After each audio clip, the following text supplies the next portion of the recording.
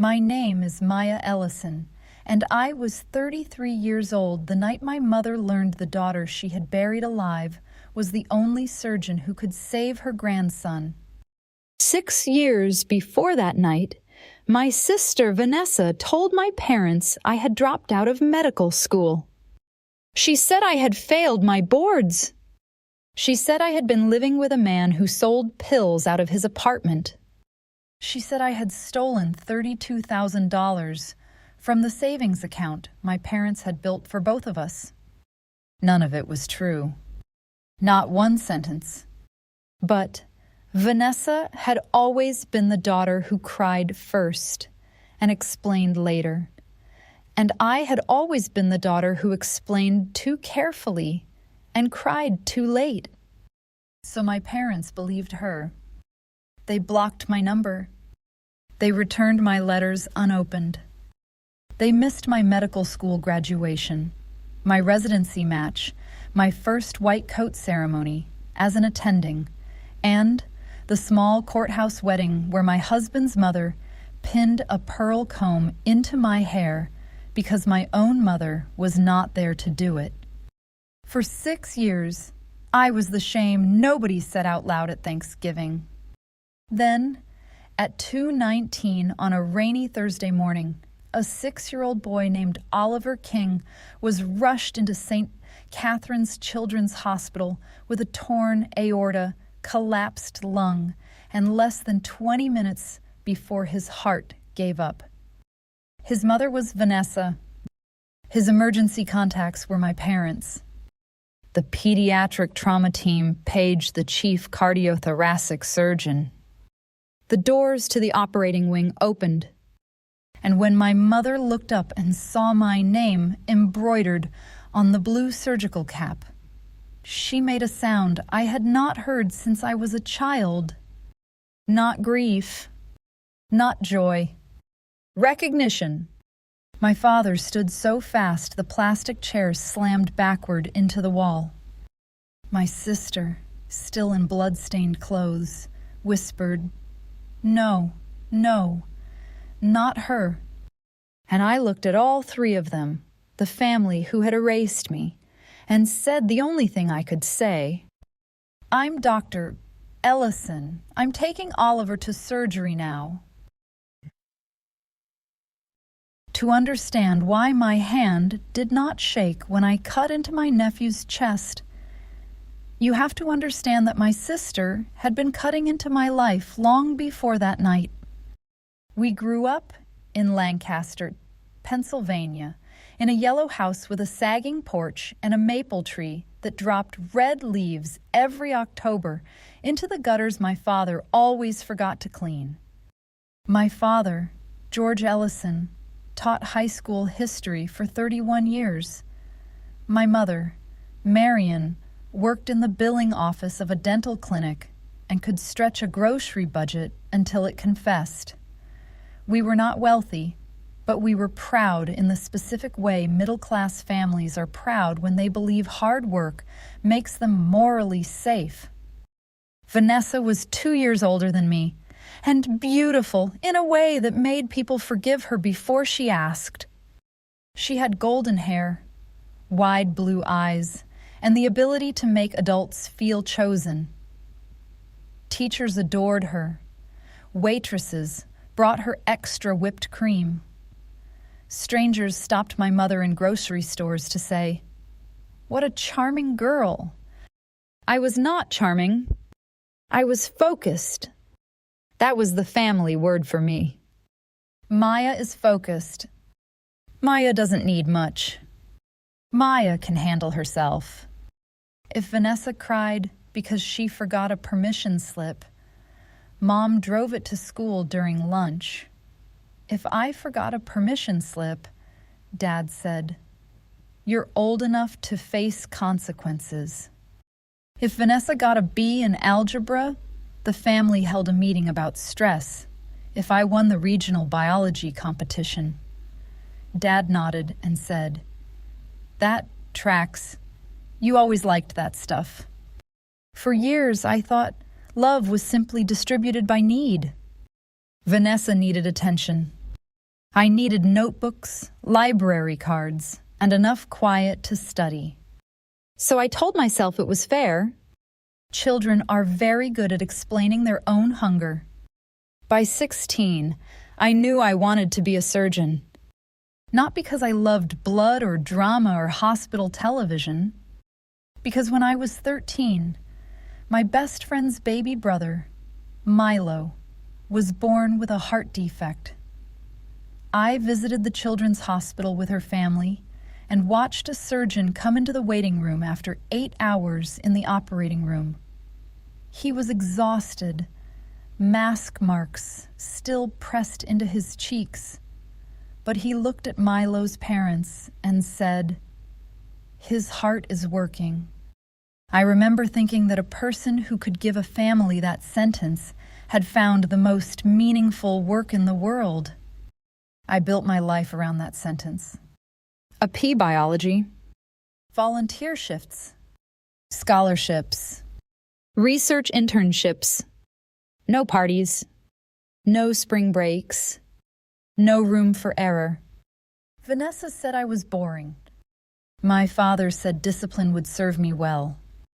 My mother told relatives, with a shy little pride, Maya might be our doctor. For a while, that pride changed the weather in our house. When I got accepted to Jefferson Medical College, Dad cried in the kitchen. He tried to hide it by taking off his glasses and cleaning them with his shirt. But I saw, Mom called Aunt Lydia, then Grandma Rose, then 3 women from church who had not asked. Vanessa smiled across the table. Her smile looked right. Her eyes did not. I did not understand then that some people experience your success as theft. Medical school was brutal, but it was honest. That is what I loved about it. A body does not flatter you. It does not care if you were the overlooked daughter, or the family disappointment, or the girl nobody noticed at dinner.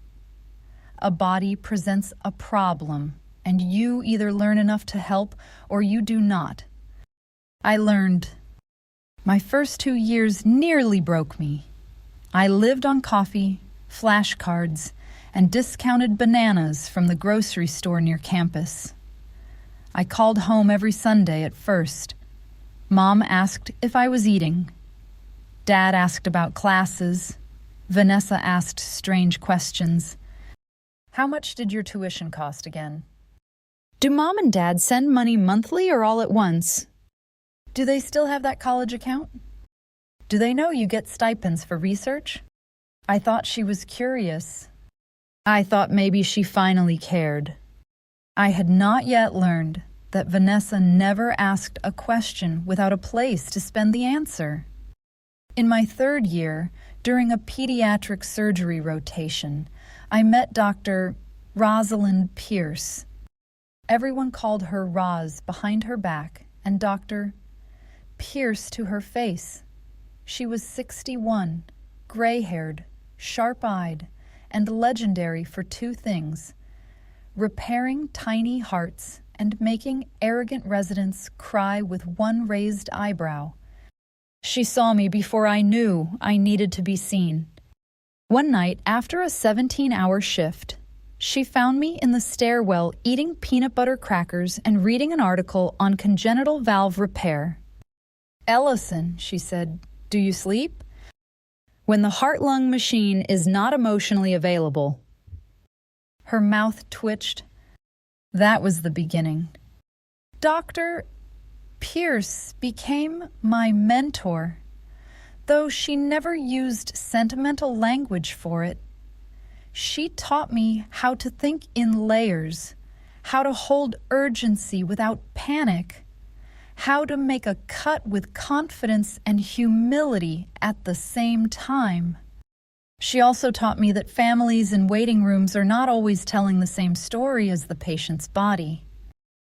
"Listen," she said once, after a mother insisted her teenage son had only fainted when his bruises suggested something far worse. "Then verify. Love lies sometimes, Fear lies often. Shame lies best of all. I did not know that advice would one day describe my own family. The fracture began with money, not mine. Vanessa's. By the time I was 26, Vanessa had reinvented herself as a lifestyle consultant, which meant she sold expensive organization courses online, staged photos of oat milk lattes, and borrowed money from people who did not understand that her confidence was not the same as a business plan. She had a boutique office downtown with blush chairs, gold shelves, and rent she could not afford. She also had a boyfriend named Carter who wore linen shirts in February and described himself as an investor because unemployed sounded less cinematic. My parents knew she struggled, but Vanessa framed struggle as ambition. She's building something, Mom would say. Dad would nod. Entrepreneurs take risks. When I called home to say I had been selected for a competitive pediatric cardiac research year, Dad was proud. Mom cried again. Vanessa did not call for 3 days. Then she called at midnight. Maya, she said, voice shaking. I need help. I was in my apartment, surrounded by anatomy notes and half a sandwich I had forgotten to eat. What happened?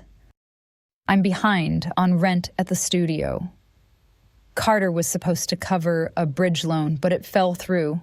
I just need $20,000 for a few weeks. I almost laughed because the number was so impossible it sounded fictional. Vanessa, I don't have $20,000.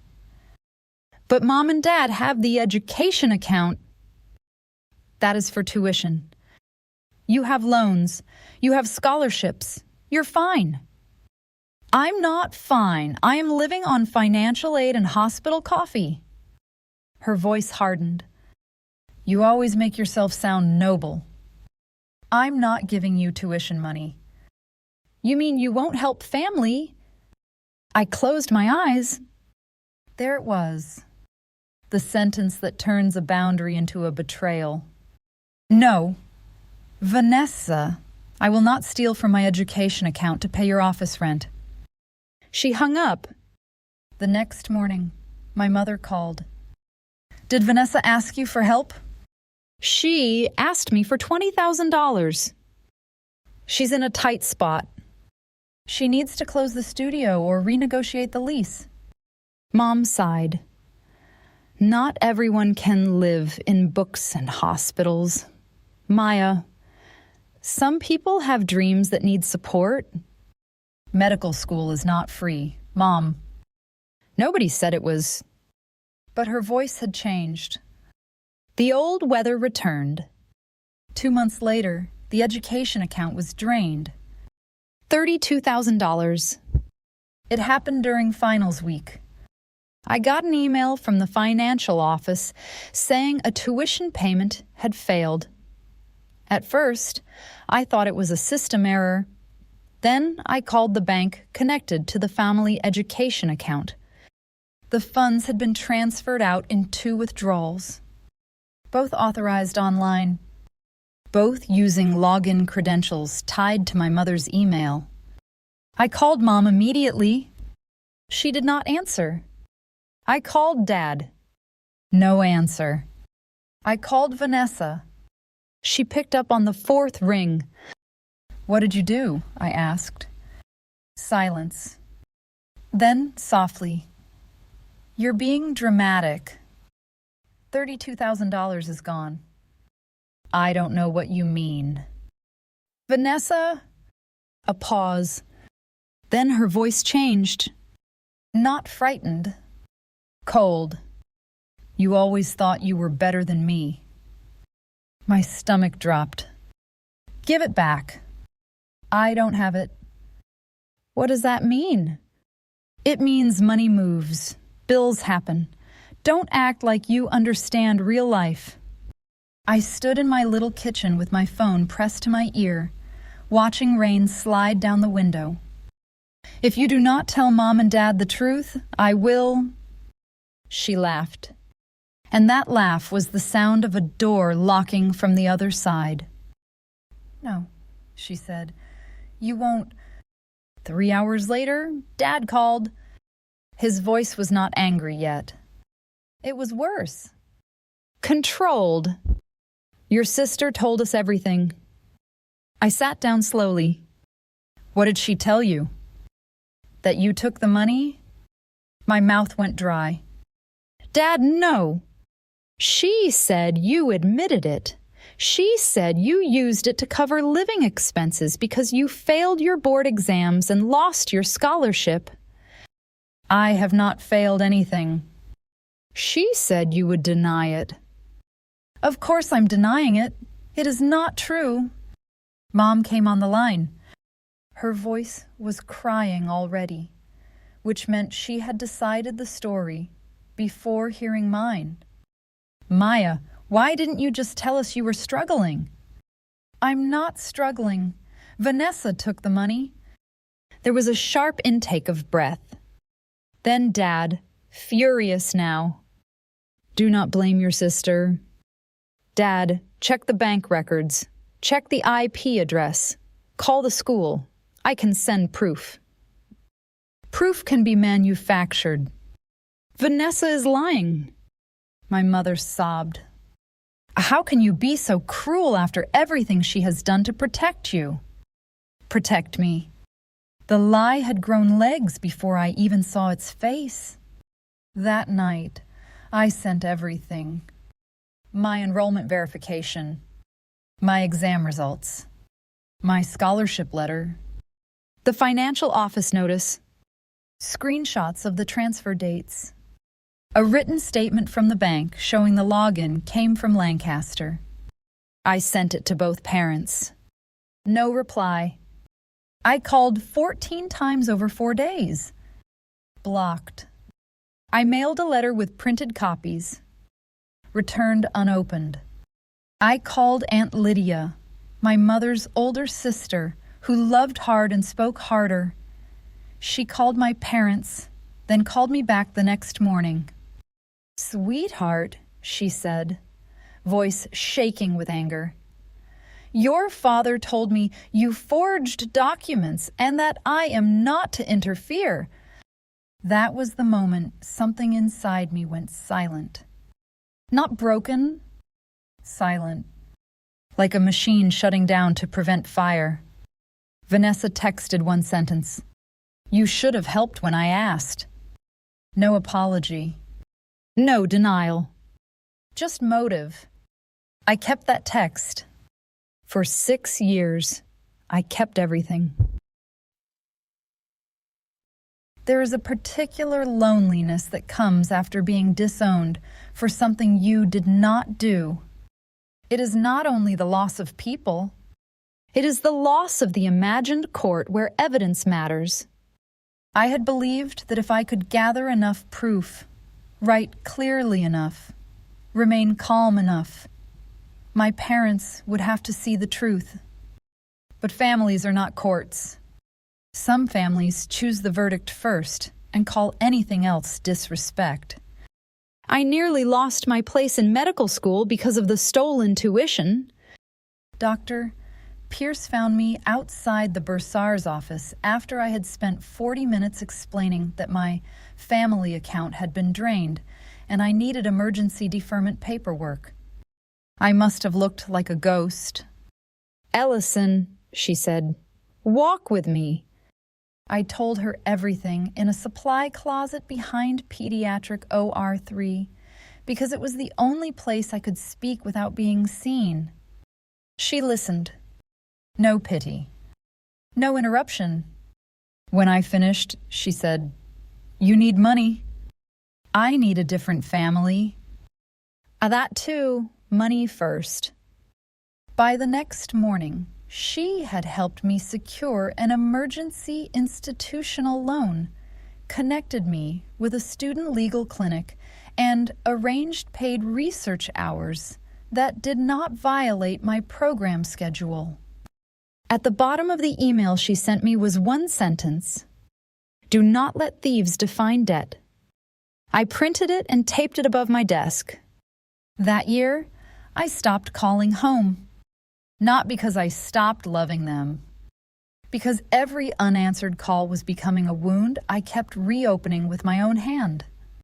Medical school did not slow down for grief. Exams came. Patients came. Night shifts came. The first time a child coded under my hands, I heard my mother's voice in my head saying, "You've always been so focused."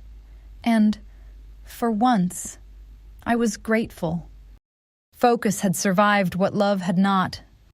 I graduated in the top 10% of my class. Aunt Lydia came. She sat in the second row wearing a purple dress and clapped like she represented a stadium. My parents did not come. Vanessa posted a photo that same day from a winery with the caption, "Peace looks good on me."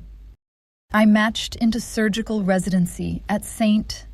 Catherine's Children's Hospital in Baltimore, then a fellowship in pediatric cardiothoracic surgery.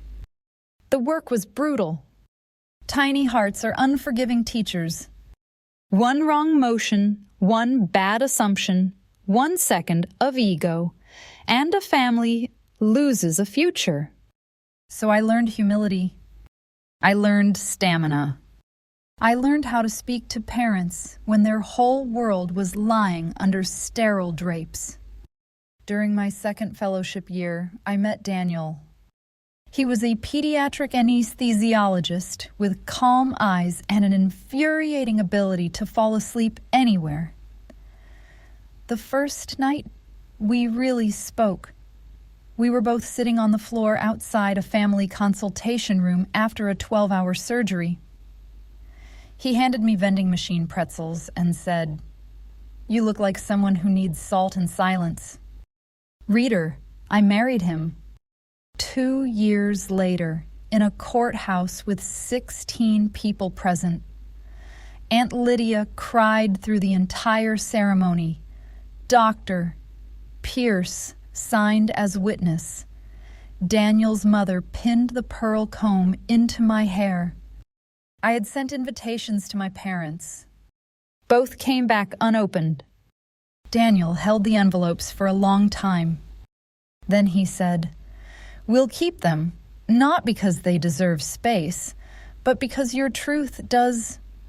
I put them in a blue file box with every email, letter, bank statement, and screenshot from the year Vanessa ended my place in the family. The box was not revenge. It was memory with labels. By 33, I was chief of pediatric cardiothoracic surgery at St. Catherine's. Too young, people said. Maybe. But I had learned early that women who survive being underestimated should not apologize for arriving prepared. I lived in a small brick house with Daniel, 2 overwatered plants, and a rescue dog named Valve because surgeons should not be allowed to name pets after work. I had a life. A good one. But there were still moments. Christmas mornings when I reached for my phone and remembered no one in Lancaster would be calling. Mother's Day cards in stores that made me take a different aisle. The first time a patient's father cried and said, "Thank you for saving my son," and I had to step into the stairwell afterward because the word father still had edges. Aunt Lydia called every Sunday.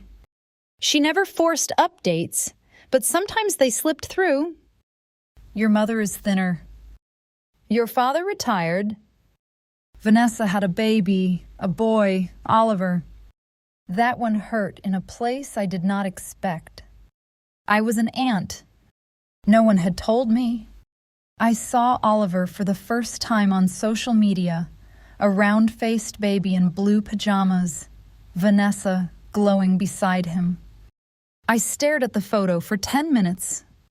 Then I closed the app and went to repair a ventricular septal defect in a 4-month-old girl whose parents had slept in chairs for 6 nights. Life has a way of handing you what you can hold because it knows what you cannot. I did not know that 6 years later, Oliver would arrive in my hospital, broken open by a highway accident, and I would learn his blood type before I ever heard his voice. The accident happened on E83 during a storm. A delivery truck hydroplaned. Vanessa's car spun into the median barrier. Oliver was in the back seat. The first call came as a standard trauma activation. 6-year-old male, blunt chest trauma, unstable blood pressure. Suspected great vessel injury, ETA, 9 minutes. I was already in the hospital, finishing notes from an earlier case. The charge nurse, Nadia, handed me the tablet. Chief, incoming pediatric trauma. I read the vitals first. Then the name. Oliver King. Mother, Vanessa Ellison King.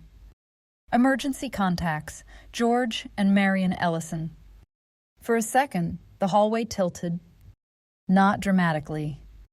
Just enough for my body to remind me it had carried this name like a scar. Nadia noticed. Dr. Ellison? I handed the tablet back. Page doctor, meta as backup. Document potential family conflict. I am disclosing now. Patient is my biological nephew. I will lead unless my judgment is compromised. Nadia's eyes widened, but she nodded. Understood. Everything after that became procedure. Procedure saves you when emotion wants to flood the room. Trauma bay ready? Blood products ordered. Pediatric bypass team alerted. OR2 opened. Anesthesia paged. Daniel was on call that night. When he arrived in blue scrubs, he looked at me once and understood. Or yours? He asked quietly. My sister's son. His face changed, then steadied. I'm with you. The ambulance doors opened at 2:31 Oliver came in pale, intubated, tiny shoes still on, rainwater and blood on the blanket. The paramedic report landed fast. Restrained rear passenger, high-speed impact, hypotension, chest trauma, deteriorating en route. I moved to the bedside. For one terrible second, I saw Vanessa's nose in his face. Then he was not Vanessa's son. He was my patient. Ultrasound, I said. The screen confirmed what the vitals were already screaming. Blood around the heart. Possible aortic injury. We did not have time. Or now. That was when my parents reached the trauma bay doors. I did not look at them. Not yet. I heard my mother first. My grandson, please, that's my grandson. My father's voice followed, older, but still trying to command a world that had stopped listening. I need the doctor in charge. Nadia blocked them with the calm firmness of a nurse who has faced more dangerous men than retired history teachers. The surgical team is taking him now. Who is the surgeon? I looked through the glass for half a second. My mother was soaked from rain, hair gray at the temples now, hands clasped at her chest. My father stood behind her in a flannel jacket, face pale, mouth tight. Vanessa was on a second stretcher in another bay, awake enough to cry, not injured badly enough to keep from asking questions. Where's Oliver? Where's my baby? Then her eyes found me. Recognition moved differently through her than through my parents. Not shock. Terror. She knew exactly who I had become, even if she had spent years making sure they did not. She had checked. She had searched. She had made anonymous calls to my residency program years before. Daniel had traced one. Aunt Lydia had warned me Vanessa was still guarding the lie. So when she saw me, she did not whisper my name. She said, "Get someone else." That sentence cut through the trauma bay. Nadia looked at her. Daniel looked at me. I kept my voice clinical. "I have disclosed the conflict. A backup surgeon is on standby. Your son is unstable and needs immediate repair. Transferring leadership now may cost him time he does not have." Vanessa's face crumpled. Not from guilt. From lack of control. I turned away. "Move." The surgery lasted 5 hours and 12 minutes. A child's chest is small. A damaged aorta is smaller than fear wants it to be. Oliver had a partial tear near the descending thoracic aorta, pulmonary contusion, rib fractures, and blood collecting where blood should never wait. We placed him on partial bypass, repaired the tear, controlled the bleeding, stabilized the lung, and prayed silently in the language of instruments. Clamp. Suture. Suction. Again. His pressure dropped once so fast the room tightened around it. Daniel's voice stayed calm at the head of the table. Pressure falling. I'm giving volume. You have 90 seconds. I need 2 minutes. You have 90 seconds. I got 87. The repair held. When his heart settled into a rhythm strong enough to trust, no one cheered. Operating rooms do not cheer. They exhale. At 7:43 a.m., I closed. Dr. Mehta, who had stood scrubbed beside me for the entire case, pulled off his gloves. "Maya," he said, voice low. "That was extraordinary." I looked at the small face under the drapes, lashes dark against pale skin. "He is 6? That too?" I stepped into the scrub room and washed my hands for longer than necessary. Blood does not come off emotionally. Daniel came in, still wearing his cap. "You don't have to update them." "Yes, I do." "Maya, I'm his surgeon." He nodded. Then, softer, "And you are their daughter." I turned off the water. "No," I said. "That depends on what they do next." The waiting room was nearly empty at that hour, filled with the blue-gray light of morning and the smell of stale coffee. My parents sat side by side in the front row. Vanessa sat in a wheelchair near them, one arm in a sling, face bruised, eyes swollen. Aunt Lydia stood by the window. I had not called her. She saw my face and lifted one hand to her mouth. My mother stood first. "Doctor, is he—" Then she stopped. Her eyes fell to my badge. Maya Ellison, M.D., Chief, Pediatric Cardiothoracic Surgery. She read it once, then again. My father stood slowly. The chair behind him scraped across the floor. Vanessa closed her eyes. Nobody spoke for 5 seconds. 5 seconds is short in surgery. In a family, it can hold 6 years. I said, "Oliver survived the surgery. He had a partial tear in his aorta and bleeding around the heart. We repaired the injury. He is stable but critical in the pediatric ICU. The next 24 hours are important." My mother made a small, broken sound. "My God." My father's voice came out rough. "You're a doctor." "Yes."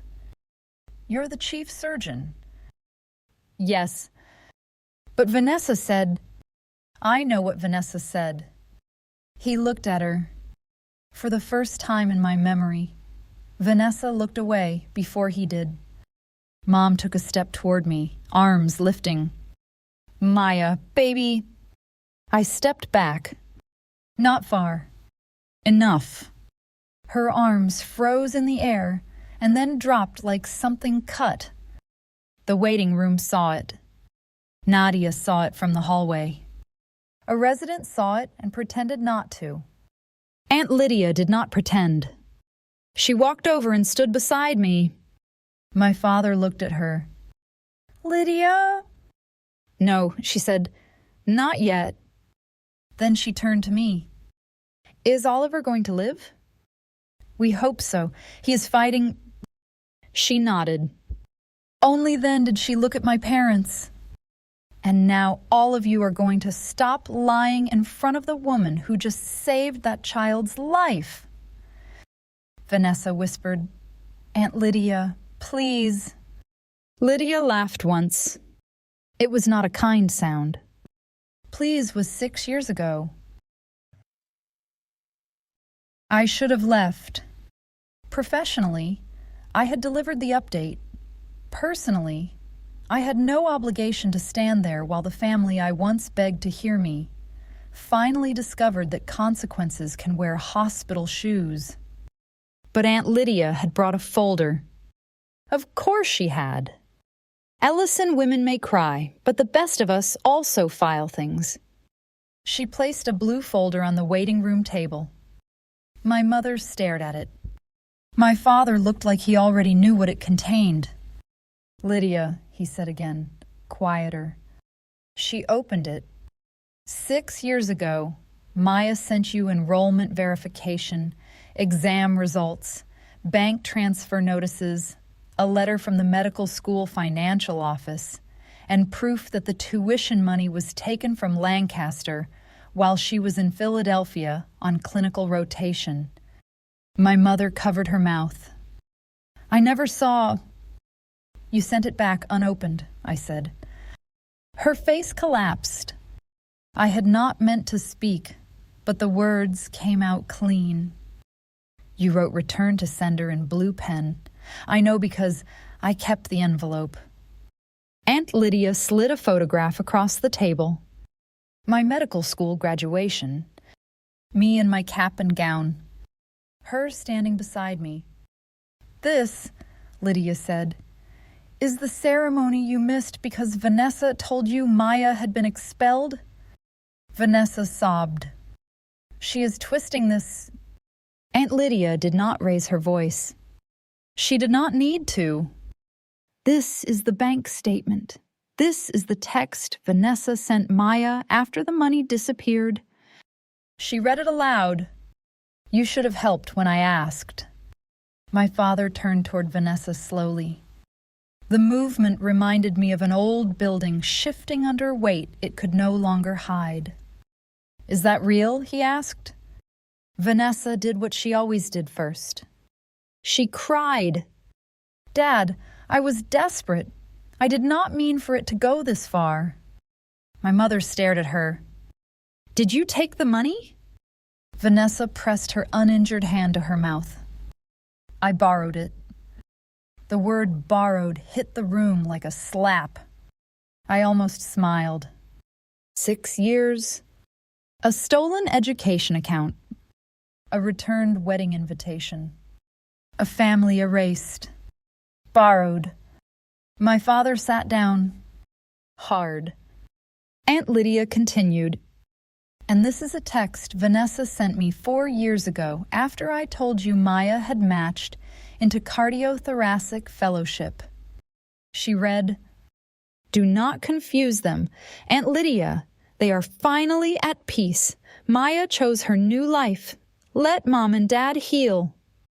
My mother started shaking her head. "No, no." I looked at Vanessa. Her eyes met mine for half a second. There was fear there. But under it, still, was calculation. How much was known? Who had proof? Could she become a victim fast enough? She turned to our parents. You do not understand. Maya always made me feel worthless. She was perfect. She had everything. I just needed help. I said, I asked you to tell the truth. You were going to ruin me. No, I said. You did that and handed me the bill. The waiting room went still again. Then the pediatric ICU doors opened and a nurse stepped out. Dr. Ellison, Oliver's pressure is drifting. Everything else vanished. I turned. Coming. My mother reached for me. Maya, wait. I did not stop. For the next 12 hours, I was not daughter, sister, victim, or judge. I was doctor. Oliver's pressure stabilized. His oxygenation improved. He responded to medication. By evening, he was still critical, but no longer falling. When I finally stepped into my office at 9:30 p.m., Daniel was asleep in the chair, still in scrubs, arms folded, mouth slightly open. On my desk was coffee, cold, and a note in his handwriting. You were magnificent, also terrifying. I married well. I laughed so suddenly it hurt. Then I cried. Not for Vanessa. Not even for my parents. For the version of me who had sat on a kitchen floor 6 years earlier with bank statements in her lap. Believing proof should have been enough. It had been enough. Just not for the people I wanted. Oliver woke up on day 3. Not fully. Not dramatically. His eyes opened under sedation, unfocused but present, and he squeezed Vanessa's finger when she said his name. I was standing near the monitors when it happened. Vanessa looked at me across the bed. For 1 second, the mask fell.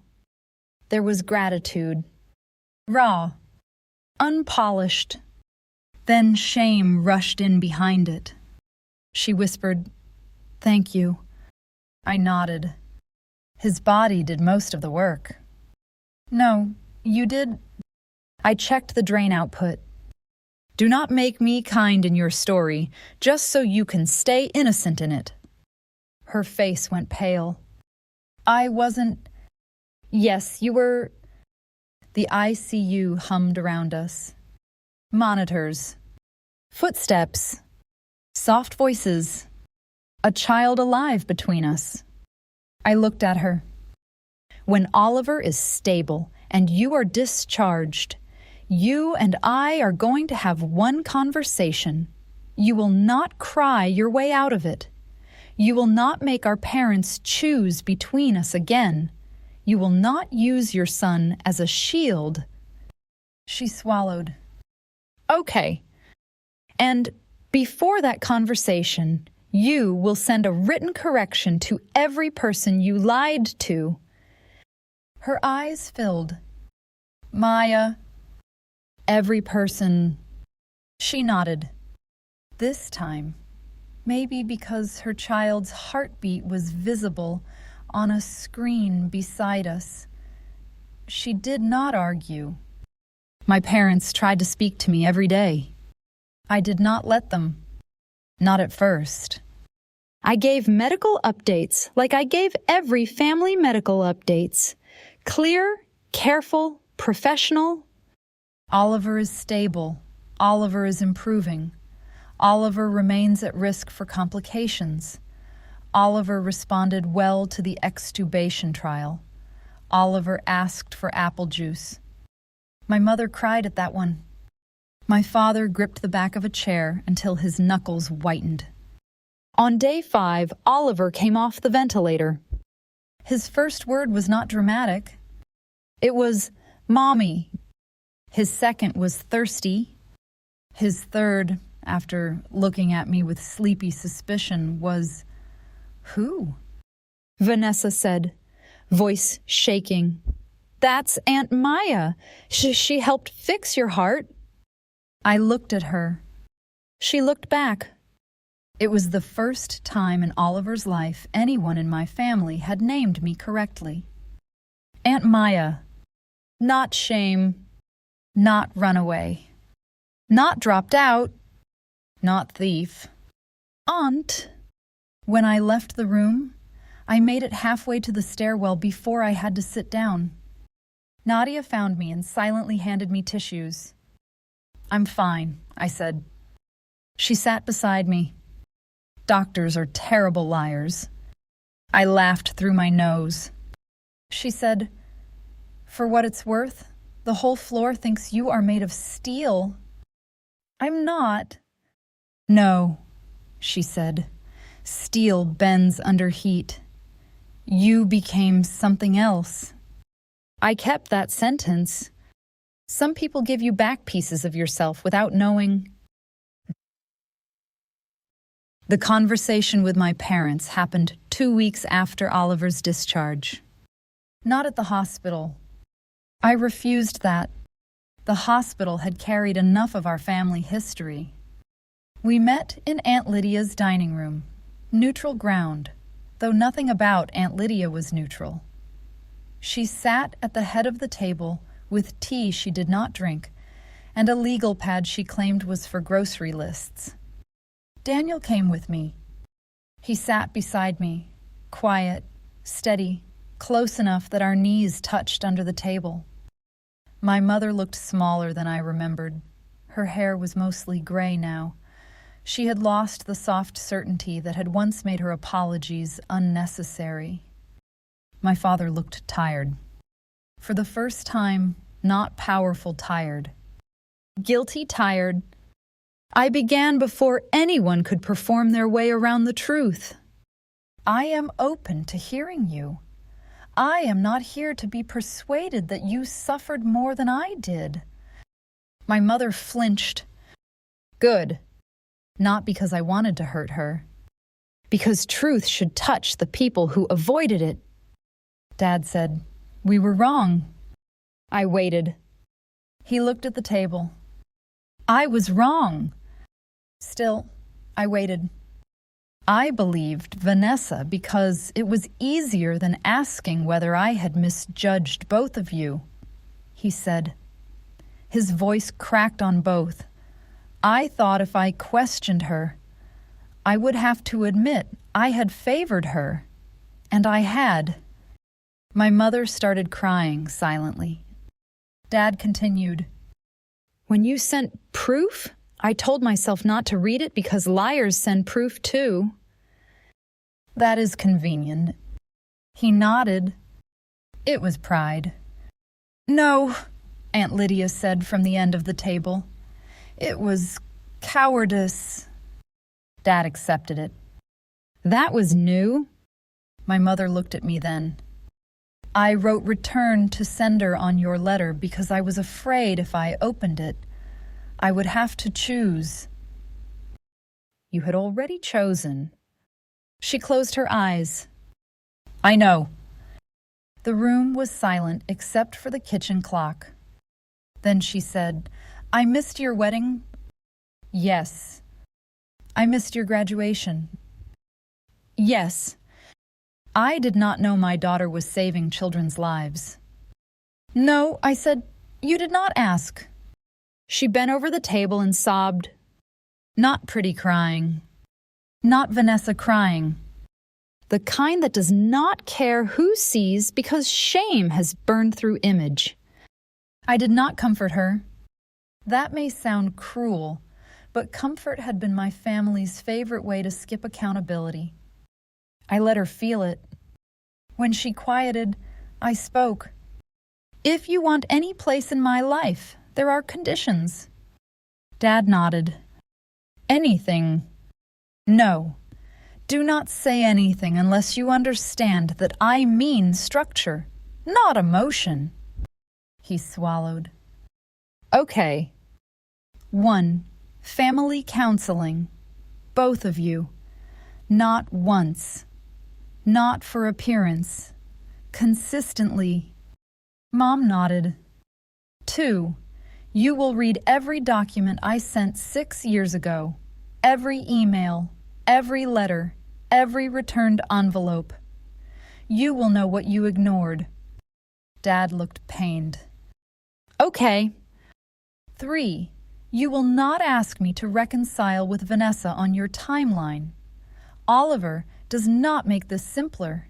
He makes it more important that adults stop lying. Mom whispered, yes. 4. You will never again call a boundary disrespect. Dad looked at me. Something like recognition passed across his face. Not the waiting room kind. A deeper kind. You sound like a doctor, he said. I almost laughed. I am one.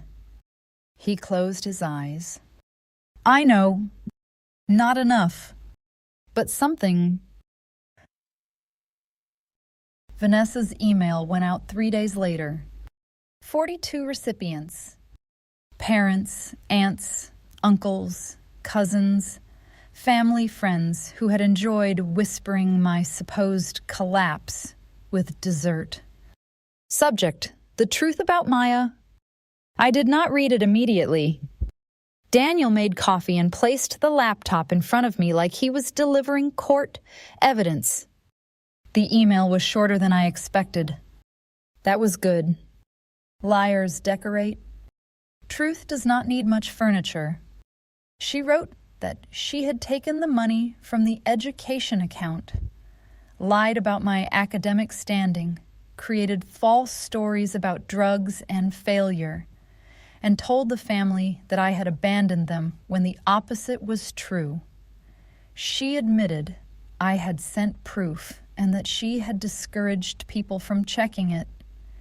She wrote that I had completed medical school, residency, fellowship, and was the surgeon who saved Oliver's life. The final line said, Maya never stopped being my sister. I stopped letting her be believed. I sat with that sentence for a long time. Then I closed the laptop. The replies came in waves. Some apologized. Some avoided responsibility with phrases like, if we hurt you. A cousin I barely remembered wrote, I repeated things I should have verified. I am sorry. Grandma Rose called me from Florida and said, in her 89-year-old voice, well, I always thought Vanessa talked too much. I laughed for the first time in days. Then Grandma Rose said, but I should have called you myself. I am sorry, a baby. That one made me cry. Vanessa and I met at a park 3 weeks later. Oliver was home by then, moving carefully, healing well, annoyed by restrictions. He wanted to run before his chest was ready. Vanessa looked like someone whose mirror had started telling the truth. No makeup, hair in a ponytail, hands shaking around a paper coffee cup. We sat on a bench while Daniel walked Valve nearby and pretended not to watch us like a protective guard dog in a wool coat. Vanessa spoke first. I don't know how to apologize for something that large. You do it without asking me to make you feel better. She nodded. I hated you. I looked at her. That was honest. I know. I hated that you had a direction. I hated that Mom and Dad started talking about you like you were proof they had done something right. I hated that you did not seem to need the attention I needed to breathe. You stole from me. I know. You let them think I was an addict. Her face twisted. I know. You watched them miss my wedding. She started crying then, but quietly. No performance. I know. For the first time, I believed that maybe she did. I am not ready to forgive you, I said. I know. I may never trust you. I know. But Oliver deserves adults who do not poison every room with old lies. She looked at me. What does that mean? It means I am willing to be his aunt. Slowly, with boundaries. It does not mean I am willing to be your emotional cleanup crew. She nodded so hard tears fell into her lap. He asks about you. What does he ask? If you are a superhero, doctor. Despite myself, I smiled. What did you tell him? Vanessa looked at me. The truth. That was a start. Not redemption. Not absolution. A start. 3 months after Oliver's surgery, St. Catherine's held its annual donor gala. I hate galas. Hospitals need money, and money likes tablecloths. So there we were, chandeliers, speeches, salmon, applause, the whole performance of generosity. That year, I received the Surgical Excellence Award for Pediatric Trauma Innovation. Dr. Pierce presented it. She walked to the podium slower than she used to, but her voice still made the room sit up straight. Dr. Maya Ellison repairs children's hearts, she said, but that is not why she is exceptional. She understands that the body is not the only thing in a hospital that needs careful handling. Families do too. Systems do too. Truth does too. I looked down at the table. Daniel squeezed my hand. Aunt Lydia sat on my other side, already crying aggressively into a napkin. When I stepped onto the stage, the lights were warm enough to blind the first 2 rows. I gave the speech I had written. Then I folded it. Some truths do not want formatting. Years ago, I said, I thought being believed was something I could earn by being perfect. The room quieted. I was wrong. Perfection does not protect you from people committed to misunderstanding you. What saved me was not being believed by everyone. It was being believed by the right people long enough to keep going. I looked at Dr. Pierce, at Daniel, at Aunt Lydia. Then, in the back row, I saw them. My parents. They had not told me they were coming. They sat stiffly, like people unsure whether they had permission to be proud. My mother held a program in both hands. My father looked older than any memory I had of him. I took a breath. Some people return late, I said. Late does not erase absence, but sometimes it gives everyone a chance to stop pretending the door was never closed. My mother covered her mouth. My father bowed his head.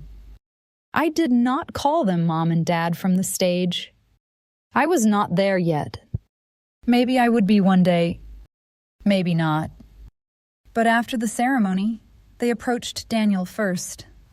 My father stood in front of my husband for a long moment. You walked her through the wedding? Daniel nodded. Your mother did. Actually, I just tried not to cry. My father's face broke. Thank you for being there when I was not. Daniel held his gaze. With respect, sir. Do not thank me. Do better now. Dad nodded. I am trying. Good, Daniel said. She deserves consistency, not scenes. I married very well. Oliver recovered faster than expected, because children are miracles with sticky fingers and poor respect for medical timelines. 6 months after surgery, Vanessa brought him to our house for Sunday breakfast. Not my parents. Not the whole family. Just Vanessa and Oliver. Small steps. Valve greeted Oliver like a lost prince. Oliver laughed so hard he had to hold his chest, and Vanessa panicked until I reminded her that laughter was not a complication. He brought me a drawing. In it, I wore a cape over scrubs and held what looked like a pizza cutter. "What is this?" I asked. "A heart fixer," he said. "Ah, very advanced instrument." He nodded seriously. Vanessa watched from the doorway. For once, she did not insert herself into the moment. After breakfast, Oliver fell asleep on our couch with Valve's head on his shoes. Vanessa stood beside me in the kitchen. "I told him you are my sister," she said. I looked at her. And that I hurt you, not details. He is 6. But I said grown-ups can make very bad choices and still have to tell the truth. I leaned against the counter. "Good." She swallowed. "I am trying." "I know." "I don't expect you to make it easy." "Good." And oddly, we both smiled. Not because it was fixed. Because it was finally honest enough to begin. My parents started coming to breakfast once a month. The first time, Dad brought orange juice because he said he did not know what else to bring. Mom brought shortbread cookies, the same ones she used to make for Vanessa's school events.